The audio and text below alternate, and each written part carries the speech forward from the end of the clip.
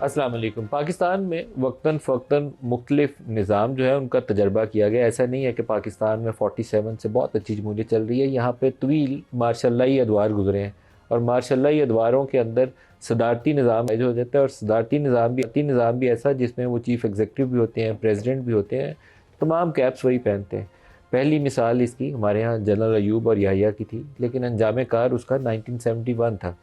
फिर दूसरी मिसाल जनरल ज़िया वाली है। तो जनरल ज़िया का जब इख्तिताम होता है तो उसके बाद पाकिस्तान में ये जो मुसल्लह जत्थे हैं जिनकी वजह से सूरत हाल पाकिस्तान पूरे में ख़राब हुई, वो दूसरी मिसाल है। फिर तीसरी मिसाल मोस्ट रीसेंट है, जिसको शायद बहुत सारे नौजवानों ने अपनी जो ज़िंदगी में उसको याद हो जिन्हें कि पाकिस्तान के हालात क्या थे और कहाँ तक हम पहुँच गए, वो जनरल मुशर्रफ का दौर है। और जनरल मुशर्रफ के दौर के बाद जो बलूचिस्तान में अबतरी हम देख रहे हैं, या मुल्क के अंदर जो पोलराइजेशन की फ़िज़ा बनी, उसका बहुत बड़ा अमल दखल इस तीसरे वाले सदारती दौर के अंदर है, जिसमें जनरल मुशर्रफ थे पाकिस्तान में हुकूमत के अंदर। तो इन तमाम तजर्बों के बावजूद हमारे यहाँ ये कुछ लोगों के अंदर ये ख्याल पैदा होता रहता है वक्तन फ़वक्तन कि ये जमहूरी जो सफ़र है पाकिस्तान का, पार्लिमानी जमहूरी निज़ाम का, ये पाकिस्तान को मौसर तरीके से आगे नहीं चला रहा। ये बात दुरुस्त है कि पाकिस्तान आगे नहीं बढ़ रहा, लेकिन अक्सर औक़ात मैं उनसे पूछता हूँ कि अगर ये पार्लिमानी जमहूरी निज़ाम बहुत अच्छा डिलीवर नहीं कर रहा पाकिस्तान में, तो सदारती निज़ाम को तो पाकिस्तान के तमाम दुखों का मुदावा कर देना चाहिए था। लेकिन ये दौर है, अगर जनरल अयूब याहिया और साथ आप जनरल ज़िया और मुशर्रफ को शामिल कर लें, तो इसने पाकिस्तान के लिए कौन सा ऐसा मिरेकल था जो किया, पाकिस्तान के हालात अच्छे हो गए, पाकिस्तान में ये जो 71 वाला वाक़या है क्या इस फरामोश कर दें। तो दोनों बातों का किसी के पास सही जवाब नहीं होता। तो निज़ाम को दुरुस्त करने के लिए कुछ करना चाहिए, लेकिन सही सोच को अपनाते हुए आगे बढ़ना चाहिए।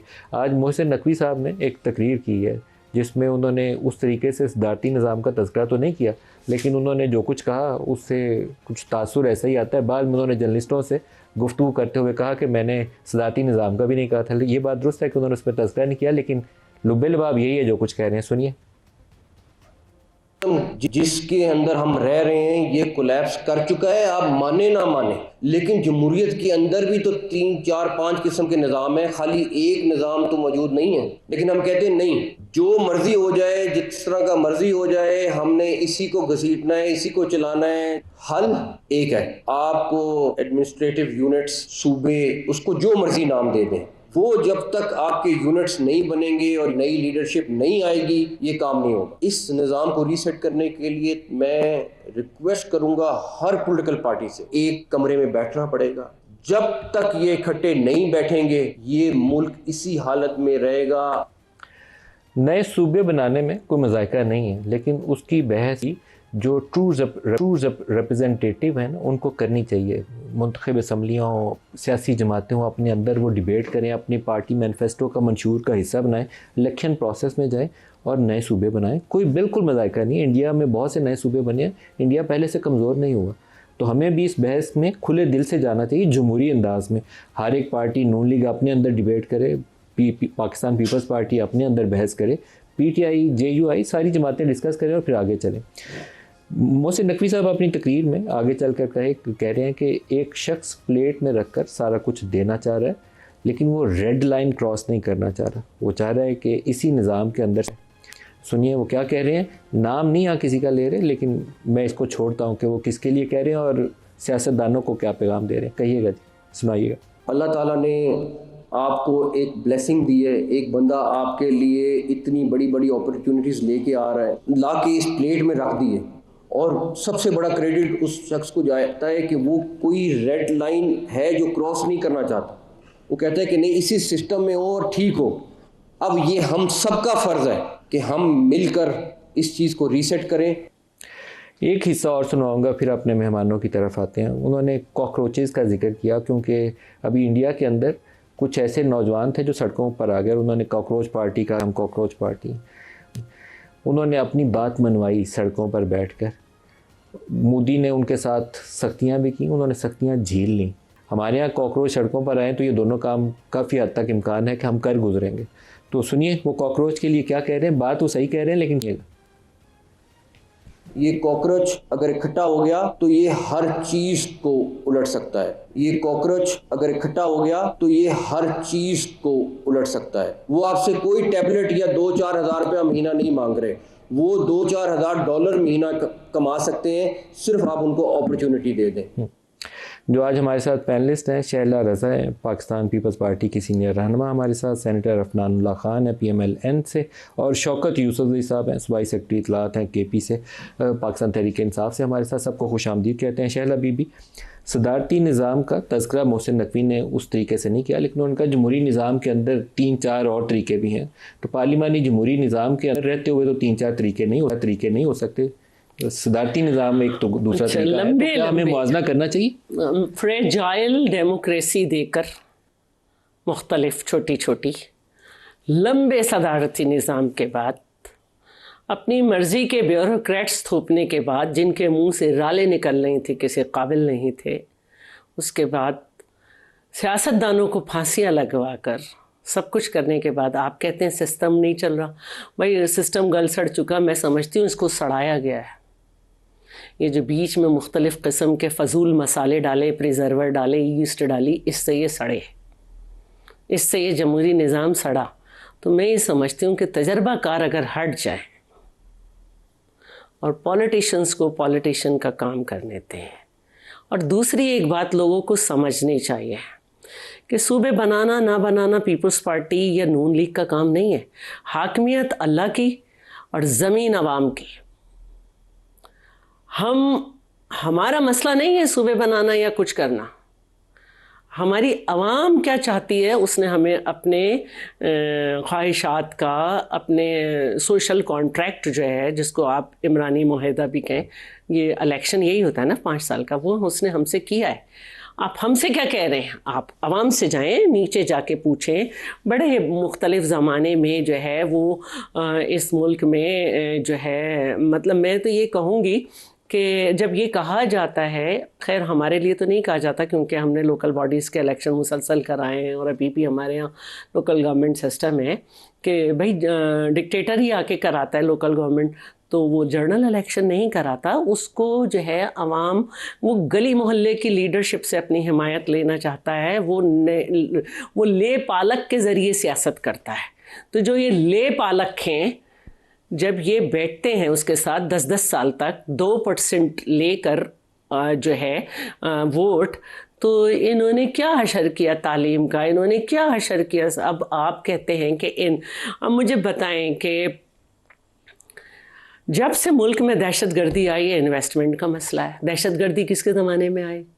जमहूरी लीडर तो ललकार के शहीद हो गई, फिर उसके बाद हमारी गवर्नमेंट आई, हमने जो है मालाकंड में जो है ऑपरेशन किया, ऑपरेशन राह रास्त, उसकी कंटिन्यूएशन नवाज शरीफ साहब के ज़माने में हुई और हम तो कोशिश कर रहे हैं। अब मैं ये समझती हूँ कि बेहतर यह है कि जिसका काम उसी को साझे। सेनेटर अफनान साहब से पूछते हैं। सर, आज मोहसिन नकवी साहब ने कहा है कि ये निज़ाम नहीं चल सकता, ये बोसीदा हो चुका है, तबाह हो चुका है, इसको बदलना पड़ेगा। तो वो कौन सा नया मॉडल है जिसके ऊपर काम करेंगे? सदारती वाला एक जो 3 मार्शल द्वार है, बाकी जमहूरियत जो आप लोगों ने सामने अभी भी है, कौन सी बेहतर है पाकिस्तान? जी बिस्मिल्लाह रहमान रहीम। देखें, बात ये है कि ये निज़ाम अगर गल सड़ गया है जैसे वो कह रहे हैं और उसका सलूशन नए सूबे बनाना है, तो इसको पहले एम्पिरिकल डेटा इसका लाना चाहिए। 2 हिस्से हैं, एक नए यूनिट बनाना और एक निज़ाम पार्लिमानी जमहूरी या सदारती। नहीं, देखिए वो तो बात आप यहाँ तो फिर आप जितनी 1973 में कॉन्सेंसस इवॉल्व हुआ था पार्लिमानी निज़ाम का, या उससे पहले भी पार्लिमानी निज़ाम ही था अयूब खान साहब के से पहले, तो उस कॉन्सेंसस को आप ले आएँ और आप सारों को बिठा के आप उनको कन्विंस कर लें कि मुल्क का निज़ाम बेहतर चलेगा। अगर सदारती निज़ाम होगा तो फिर ठीक है, लेकिन मैं नहीं समझता कि उस तरह का कॉन्सेंसस इवॉल्व करना इतना आसान है। जो निज़ाम आप कह रहे हैं कि गल सड़ गया है, वो निज़ाम बुनियादी तौर पे नया पाकिस्तान लेके आया था और इसका ऐलान इमरान खान साहब ने हाइब्रिड निज़ाम के तौर पे किया था। तो उससे पहले जो निज़ाम था उसमें मुल्क तरक्की कर रहा था काफ़ी।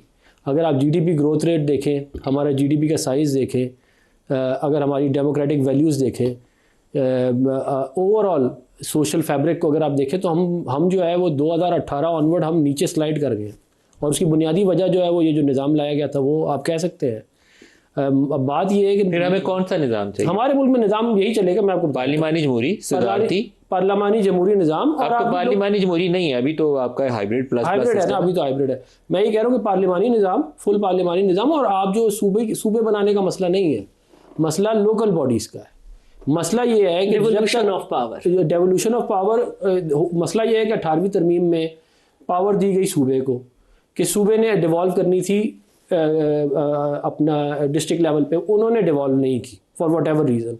ना एडमिनिस्ट्रेटिव पावर डिवॉल्व हुई, ना उनके कॉन्स्टिट्यूशनल उनका टेन्योर प्रोटेक्ट हुआ, ना उनको फाइनेंशियल ऑटोनॉमी मिली, ना उनको पैसे मिले। मतलब आप ये बात देखें कि जो बंदा इलेक्ट होता है, देखिए ना, काउंसलर इलेक्ट होता है, उसके पास 1% पावर नहीं है जो AC और DC के पास होती, 1% नहीं है।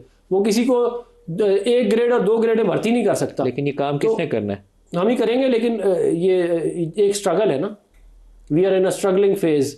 हम अगर आप पाकिस्तान की हिस्ट्री भी उठा के देख लें तो इट इज़ अ स्ट्रगलिंग।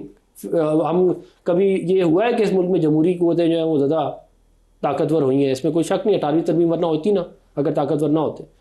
और मियाँ नवाज शरीफ साहब वज़ीर आज़म बने 5 साल 2013 से 18 जो है वो हमारा CPEC हुआ, हमने मोटरवेज बनाई, हमारा बड़ा सुनहरी दौर था और डेमोक्रेटिक वैल्यूज़ भी ठीक थी। अब ये ज़रूर है कि आप जब मुल्क को उस सिस्टम के तहत नहीं चलाएंगे जो जो जो जो जिसके लिए सबने कंसेंसस इवॉल्व किया था, तो फिर फ्रिक्शन होगी निज़ाम में और फिर निज़ाम में मसाइल पैदा होंगे।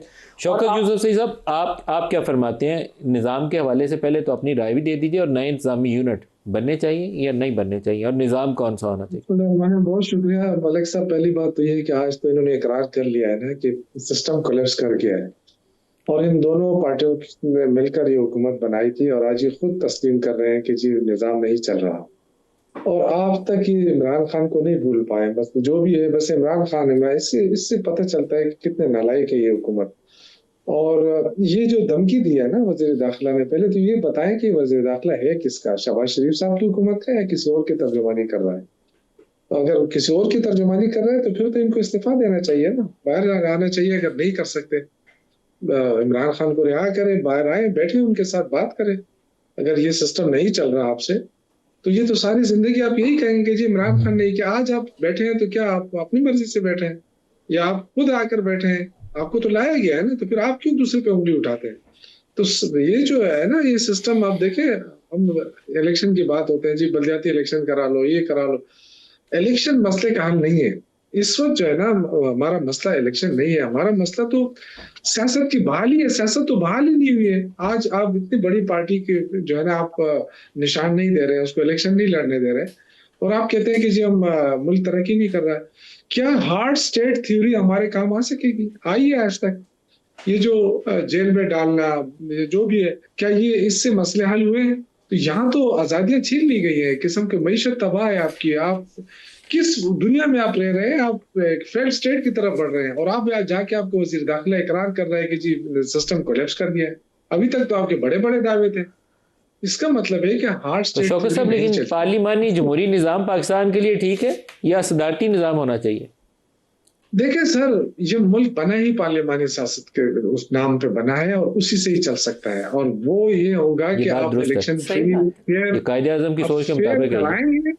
अगर आप फेयर फ्री इलेक्शन कराएंगे, अवाम पीपल्स पार्टी जीत ले, मुस्लिम लीग नून जीत ले, PTI जीत ले, जो भी जीते, जो इदारे हैं उसके अंदर काम करें, तो मेरे ख्याल से कोई मसला ही नहीं होगा।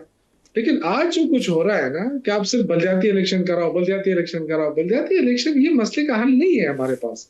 हम तो पूरे देखे ना, इस वक्त पूरे अवाम को क्या दे रहे हैं? ये हुकूमत अवाम को कुछ दे सकी है? कितने बड़े बड़े दावे इन्होंने किए। आज आलमी मंडी में तेल की कीमतें कम हो रही है, यहाँ महंगी हो रही है, इसलिए कि इनके पास कोई सिस्टम नहीं है। बस पैसा कमाओ, पैसा बनाओ, और अवाम को कुछ ना दो।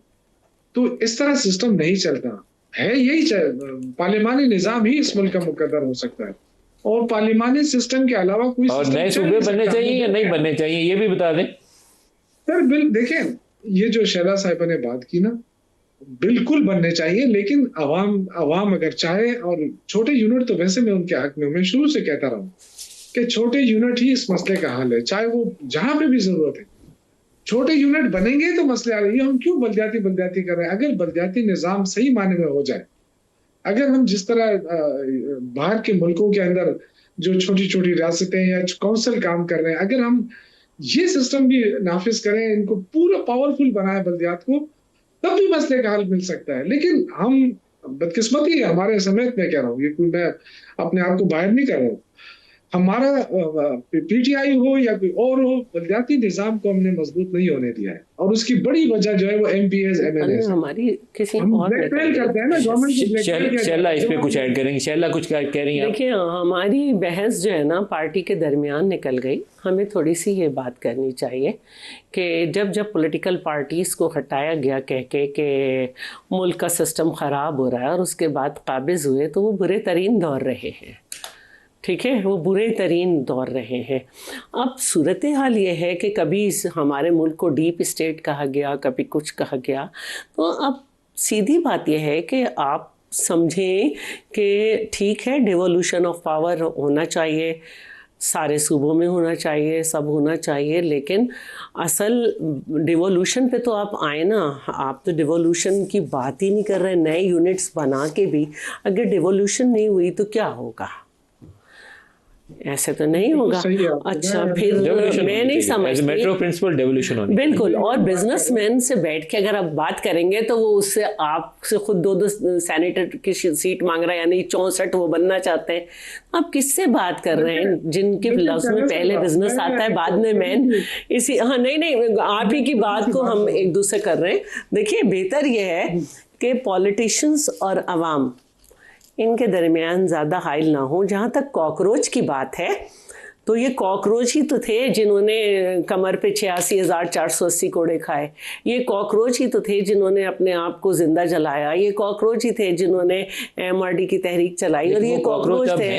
अच्छा, और ये कि आप कौन से जिन्होंने कोड़े खाए थे वो कॉकरोच अब है? बिल्कुल यही थे ना, अवाम की नजर में यही थे ना। वो हैं तो यही लोग जिन्होंने कोड़े खाए थे, लेकिन अवाम इनकी नजर में कॉकरोच होते हैं ना। हाँ, बिल्कुल है। दूसरी बात जो है ना वो ये है, जो मैं कहना चाहती हूँ, आप कौन सी जमहूरियतों से शिकायत कर रहे हैं? वो जमहूरियत जो बेनज़ीर भुट्टो को मिली ना, जिसमें वज़ीर ख़ारजा अपना ना, वज़ीर ख़जाना अपना ना, फलाना अपना ना, फलाना अपना। जमहूरियत के जहेज़ में आप इस तरह की चीज़ें देते थे। 41 दिन जो है इलेक्शन के बाद, 41 दिन के बाद असेंबली नसीब हुई, जब ये शर्त पूरी करो, ये शर्त पूरी करो, ये शर्त पूरी करो। उसके बाद आप फैक्ट्री से सियासी जमातें निकाल के जमहूरी तख्ते उलटते रहे। तो इसमें हम क्या डिलीवर करेंगे? मुझे बताएं ना, आप मुझे बता दें। एक ने 11 साल में डिक्टेटरशिप दी, गैर जमाती निज़ाम दे के बिरादरी सिस्टम दे दिया, दूसरे ने टेररिज्म दे दिया, सब दे दिया, सबको डिवाइड ही कर दिया ना। तो डिवाइड एंड रूल अगर आप समझते हैं कि छोटे छोटे इंतजामी यूनिट्स बनाने से पॉलिटिकल पार्टीज मर जाएंगी, ऐसा नहीं है। छोटी सी बात ऐसा नहीं है पॉलिटिकल।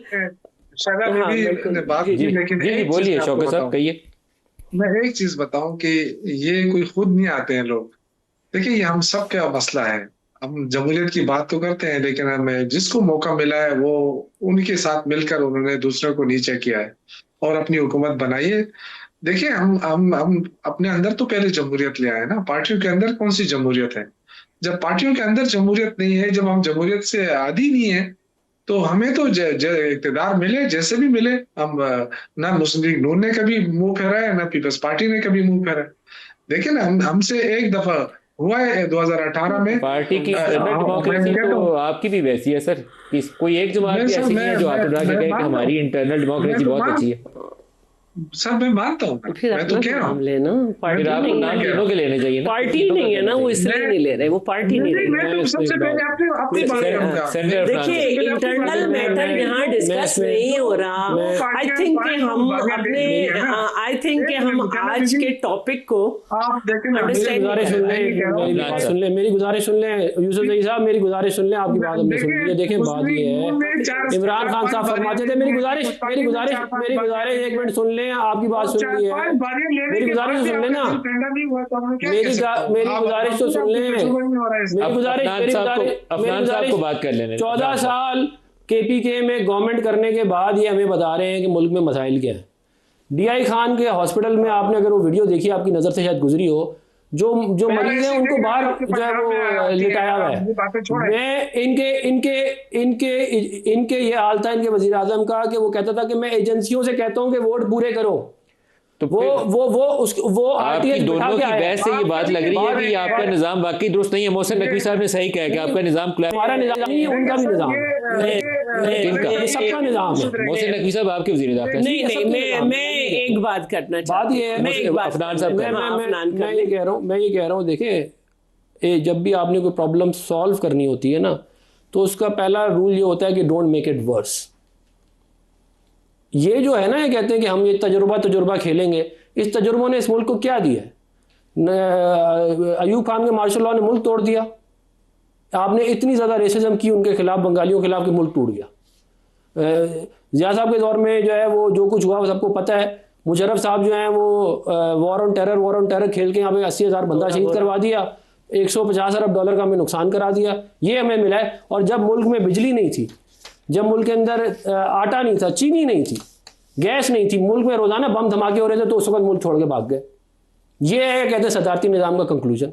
तो मुझे नहीं समझ में आता कि सदारती निज़ाम बार बार कौन जो है इसकी डिबेट ले आता है। बुनियादी बात ये है, आपके वज़ीर दाखिला हैं। बुनियादी बात ये आपकी हुकूमत के वज़ीर दाखिला। बुनियादी बात ये नहीं, देखिए हर किसी की अपनी सोच है ना, आप किसी को सोचने से तो नहीं रोक सकते। वो उनका वो आपकी हुकूमत को रिप्रेजेंट करते हैं सर। नहीं, वो मैं बिल्कुल रिप्रेजेंट करते हैं, हमारी उनकी बिल्कुल सोच है, मैं इसका बड़ा एहतराम करता हूँ। बात ये है कि हमें ये पहले फैसला करना है कि इस मुल्क, ये जो है ना, ये आवाम को दिखाने के लिए आप बहुत सारी बातें कर सकते हैं, मगर इन रियलिटी क्या करना है?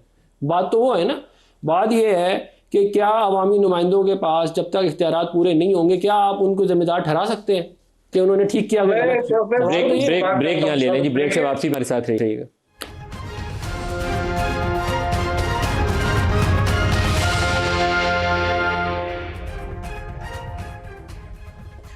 प्रोग्राम में दोबारा खुशामदीद कहते हैं। बिलावल भुट्टो का भी एक स्टेटमेंट सुनाना चाहूँगा। जब अगर हम पाकिस्तान के अंदर एक बुनियादी मसला तय कर लें निज़ाम हुकूमत की बहस से पहले, सैंक्टिटी ऑफ वोट, अगर आप वोट जो जिसको पड़ा है उसी के डब्बे से निकले और वो काउंट भी उसी के खाते में और रिजल्ट उसी के हक में या उसके खिलाफ जो भी निकला है एक्चुअल वोट की बुनियाद पे हो, तो बहुत सारी बुराइयों का हल इसी वोट से ही हो जाता है।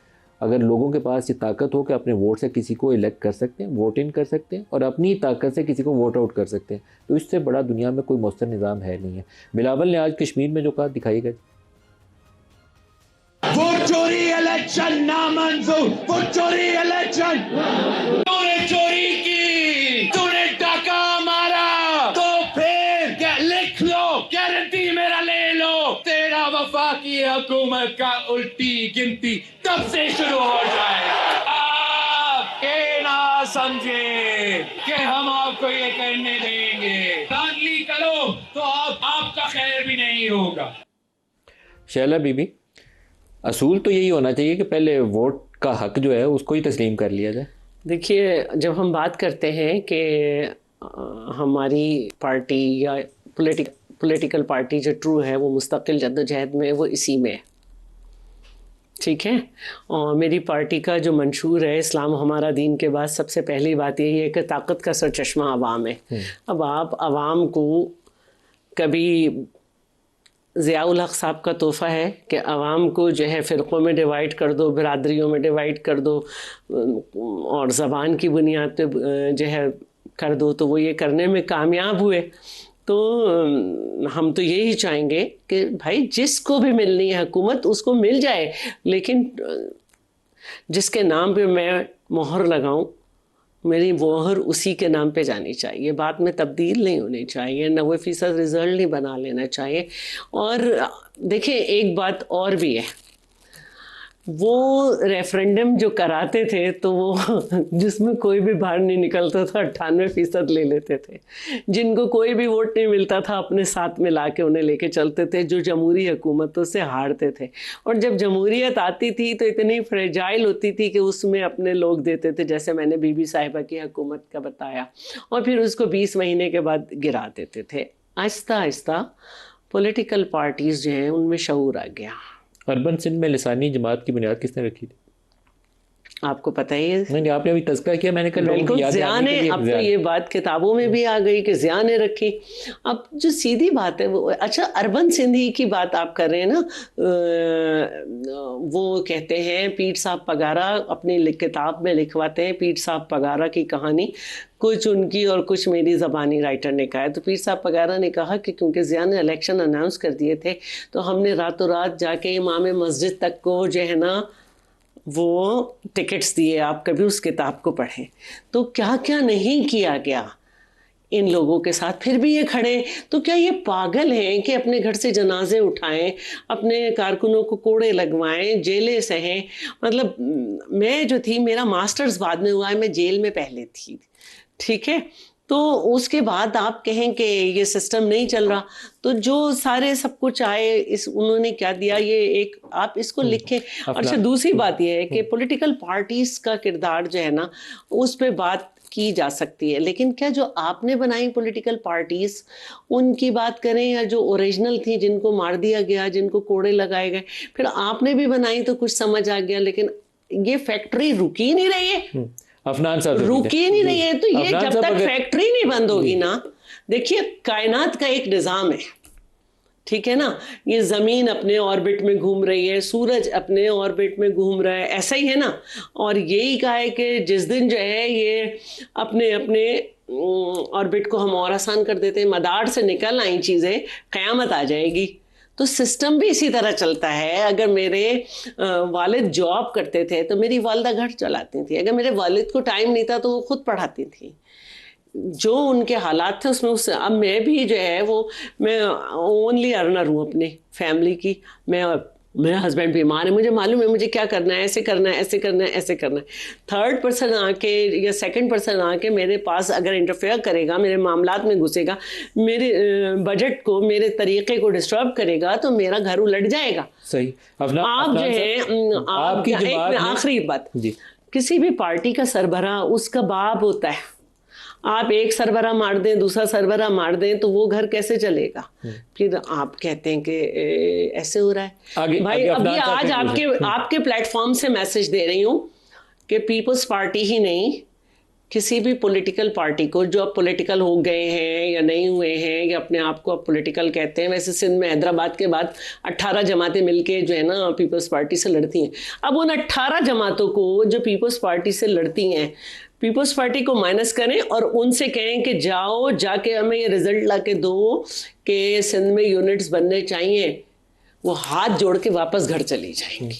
अफनान साहब, आपकी पार्टी ने वोट को इज्जत दो इसके ऊपर अच्छी सियासत की। आज बिलावल की तकरीर सुनी है तो मुझे आपका वो नारा याद आ गया, आपने वो दफन कर दिया कहीं पे? नहीं, हमने दफन नहीं किया वो नारा। देखिए, सियासी हालात जो भी होते हैं उसके हिसाब से ही आपको स्ट्रेटजी बनानी पड़ती है। अब ज़ाहिर है जो COD का जो असर था, जो सारी मेहनत की गई थी, उसको काउंटर इमरान खान साहब ने आके कर दिया। उन्होंने आगे उसको जो है वो हाइब्रिड का सिस्टम ले गया, उनको बेसिकली उभारा इसलिए गया ताकि वो ये काम कर सके। जब इमरान आए थे वोट को इज्जत दो की कैंपेन उसी वक्त आप चला रहे थे, उससे पहले भी वोट चला रहे नहीं, उससे पहले भी वोट को COD भी वोट को इज्जत दो ही है थी, लेकिन आपने छोड़ दिया ना। नहीं, हमने छोड़ा नहीं है, हमने बिल्कुल नहीं छोड़ा। मैं ये कह रहा हूँ कि पॉलिटिकल स्ट्रेटजी जो है वो आप उस वक्त के माहौल के हिसाब से बनाते हैं। आज भी हम ये समझते हैं कि अगर PTI ये समझती है कि मुल्क में जमहूरियत बेहतर होनी चाहिए, तो उनको ये चाहिए कि वो बातचीत से मामलात को आगे लेके चलें, चार्टर ऑफ डेमोक्रेसी के सिग्नेटरी बने, उसके बाद ही मामलात बेहतर हो सकते हैं ना। अगर आप जो है वो ये कहेंगे आपके लीडर के जी मैंने एस्टेब्लिशमेंट से बात करनी है, तो फिर उसके इम्प्लीकेशंस हैं। आप सोचते हैं कि अभी issue PMLN versus PTI, I think it's far bigger than that, वो आपका इशू शायद छोटा रह गया। नहीं, मैं ये कह रहा हूँ कि आप उस स्ट्रेटजी को देखें ना कि क्या थी। अभी आप उतने रेलिवेंट हैं कि आप सिस्टम को चला सकते हैं, ये ज़्यादा इंपॉर्टेंट क्वेश्चन। नहीं, हम बिल्कुल रेलिवेंट हैं, हम पाकिस्तान की सबसे बड़ी पॉलिटिकल पार्टी हैं और मतलब कि हम ही कर सकते हैं, हमने ही माजी में किया है, क्योंकि आगे भी हम ही करेंगे। तकरीर से मुझे लगा नहीं कि यू आर दैट रेलिवेंट। वो तो उन्होंने प्राइम मिनिस्टर को नाम लेके गए, 13-14 घंटे भी काम करते हैं, लेकिन इससे निज़ाम नहीं ठीक हो रहा, फायर फाइटिंग कर रहे हैं। देखिए, मोहसिन साहब अपने ऊपर भी तनकीद कर रहे हैं ना, वो भी तो बहुत बड़े इस निज़ाम के खुद भी क्या कहते हैं, उसी निज़ाम को उन्होंने कह दिया ना कोलैप्स कर दिया। वो खुद भी उसी निज़ाम का हिस्सा है।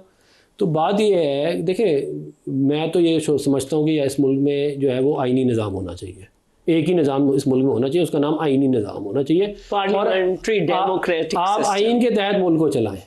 आप ये जो शॉर्टकट और ये जो 26वीं 27वीं आइनी तरमीम वाला भी हो तो फिर भी वो ठीक है, कोई मसला नहीं है उसमें। अगर साकिब निसार पार्लियामेंट बैठ के करें। सियासत ना करता ना कोर्ट रूम नंबर 1 में, पॉलिटिकल कैंपेनें ना चलाता, डैम ना बनाता, तो हम ये 26वीं 27वीं की जरूरत ही ना पड़नी थी। ये तो आपने खुद उसको, जब आप एक पॉलिटिकल पार्टी की पॉलिटिकल कैंपेन चलाएंगे कोर्ट रूम नंबर 1 से, और फायज ईसा साहब और क्या आप कर गुड रहे टू हैं? सी यू करेंगे। फायज ईसा साहब फायज ईसा साहब ने तो देखें, फायज ईसा साहब ने मुशर्रफ की जो सजा थी उसको क्या कहते हैं पूरा किया। ये फायज ईसा साहब की बहुत और क्या एक कहते हैं, पूरी पॉलिटिकल contribution पार्टी किया। को इलेक्शन से बाहर कर दिया, ये भी उन्होंने नहीं, वो किया। तो उन्होंने कानून किसने बनाया था? वो देखिए, कानून पीटीआई ने बनाया। मेरी गुजारिश सुन ले, कानून पीटीआई ने बनाया। अच्छा। और उन्होंने हमारे लिए बनाया था। चेयरमैन हमें नवाब निकल के बाद- हसन बख्शी साहब हमारे साथ हैं। बख्शी साहब आ गया। आज हम ये मोहसिन नकवी साहब की अभी स्पीच सुन रहे थे, तो एक स्टेटमेंट हमारी नज़र से गुजरी जिसमें आप कह रहे हैं कि वो टेक्नोक्रेट्स की हुकूमत आनी चाहिए। आपकी ज़बानी सुनना चाहता हूँ। जी, बिस्मिल्लाहिर्रहमानिर्रहीम। शुक्रिया नदीम भाई 79 ईयर्स हो गए इस मुल्क को बने हुए, और हम मुख्तलिफ तजुर्बे करते रहे हैं, और जो भी रिजल्ट है वो आपके सामने है। हमने कहा कि एक मौका मेरे ख्याल में अब टेक्नोक्रेट्स को भी देना चाहिए, ताकि right man for the right job representing the right field, ताकि जो इस मुल्क के इल्स हैं और इवल्स हैं जिसकी वजह से हम सर इवल्स कौन है? एक जो डिफिकल्टीज है, कॉमन मैन एक टनल में फंस गया है। 260 मिलियन लोग इस मुल्क के एक टनल में फंसे हुए हैं पिछली 40 साल से। 4 कदम आगे जाते हैं, 2 कदम पीछे आते हैं। तो सर लेकिन 3 कदम आप, आगे जाते हैं। एक सवाल है आपसे, औरंगजेब साहब और मोहसिन नकवी साहब, आप इनको टेक्नोक्रेट्स वाली इस साफ में शामिल करते हैं या नहीं करते, या आप इनको नून लीग में शामिल करते हैं? नहीं, मैं इनको जरूर टेक्नोक्रेट की सफ में शामिल करता हूँ। हाउएवर मैं ये समझता हूँ कि इसके अलावा भी कैबिनेट में देखिए, जिस सेक्टर से आपको 15 ट्रिलियन रुपए जमा करने हैं उसकी कोई रिप्रेजेंटेशन ही नहीं है, वोट ले आए, कोई मसला उससे नहीं। अरबाब इख्तियार मिलने को ही तैयार नहीं है। तो आपके आज ख्याल की में टेक्नोक्रेट्स में किसको मौका मिलना चाहिए? क्योंकि माजी में शौकत अजीज साहब लाए गए, मोइन कुरैशी साहब लाए गए, काफ़ी इस तरह के तजर्बात हो चुके हैं पाकिस्तान में। तो अब आपके ख्याल में ये मौका किसको मिलना चाहिए?